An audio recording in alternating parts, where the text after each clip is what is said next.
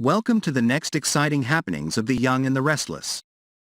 After Nate betrays Devon, he loses his chance to become a surgeon, and Nate's true nature becomes increasingly apparent. Nate then moved into a business, which was relatively new to him, but Nate's reputation never recovered. An ambitious person like Nate, he never sat idly by, and he began to plan to take over Newman. Nate knew that in order to get to the top of Newman, he had to approach and seduce Victoria, and he eventually did.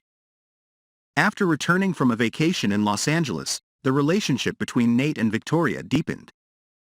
They often have fun right in Victoria's office. Victor later revealed their relationship, and he didn't want his daughter to have any relationship with Nate. Victor is feeling very worried for Victoria when he is with Nate. He is only afraid that Nate is coming to Victoria for her power and money. Meanwhile, Nick has seen Nate's ambitious nature, and he discourages Victoria from staying away from Nate while he can. But Victoria didn't care about that, and she fell in love with Nate and she wanted to be with him.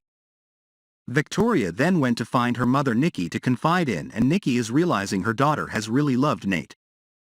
So Victoria admitted she was in love with Nikki, and she wanted her mother to give her relationship with Nate a chance. The two women's conversation helped Nikki trust her daughter's instincts, and she always blessed Victoria. But one thing Victoria can't realize is that Nate just used her love for him to take over Newman Enterprises. Despite the family's objections, Victoria did not change her decision. She also considered this a very interesting thing for her.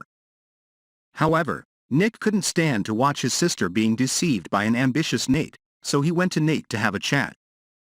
Nate later admitted to Nick that he liked being the top leader in Newman Enterprises, so he wanted to compete for Victoria's place.